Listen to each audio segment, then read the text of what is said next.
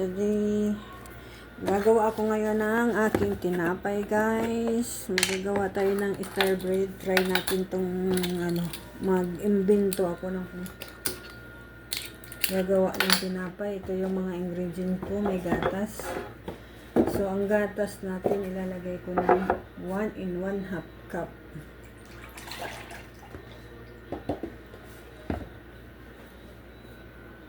Maglalagay ako ng 1 cup fresh milk. And then 1/2 cup sugar. Ipagsasamahin na. And then maglagay tayo ng baking powder ay 1/8. 1/8 lang yan, guys. 1/8 tablespoon. And then maglagay tayo ng yes. Yes ay 1/2 tablespoon. Ito ang yes natin, guys. Pagsasamahin lang yan. Halo-haloin.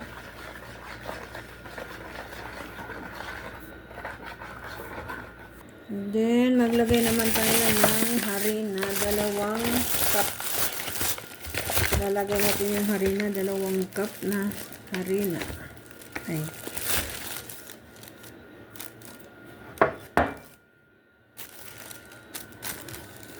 2 cup na harina. Mix lang muna. Kakamayin na to, guys. Mamasa-masahe. Malinis tong kamay ko, ha. Ito na ang minasa natin. Ito na yun, guys.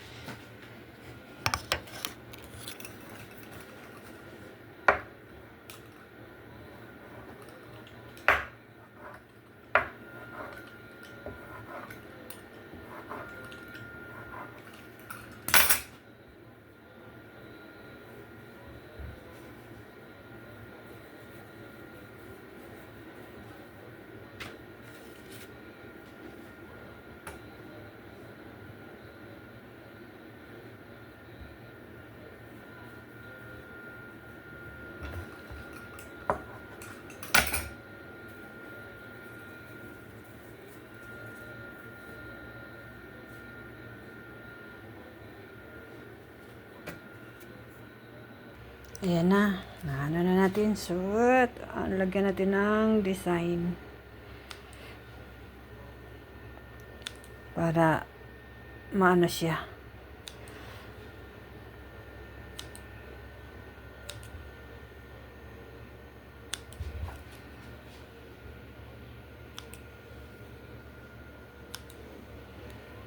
Para magbiak-biak yan siya mamaya. Ayan, tapos lagyan natin to ng fresh milk para dumikit yung bago siya ibibake. Lagyan natin ng pahira natin ng gatas para dumikit yung asukal niya na pang ibabaw. Ito ay practice pa ito, guys. Itatry ko yung kung okay ba siya. Tapos lagyan natin ng sugar sa ibabaw.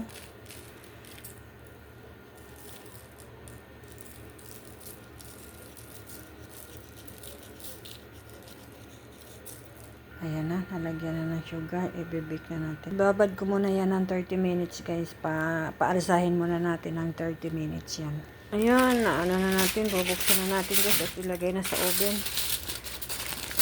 Ayan, lalagay na natin sa init ng 350. Ayan, after 30 minutes, ayan na. So, titignan natin yan after 30 minutes, guys. Kung anong resulta ng kung tagumpay ang lasa. Aking naimbento.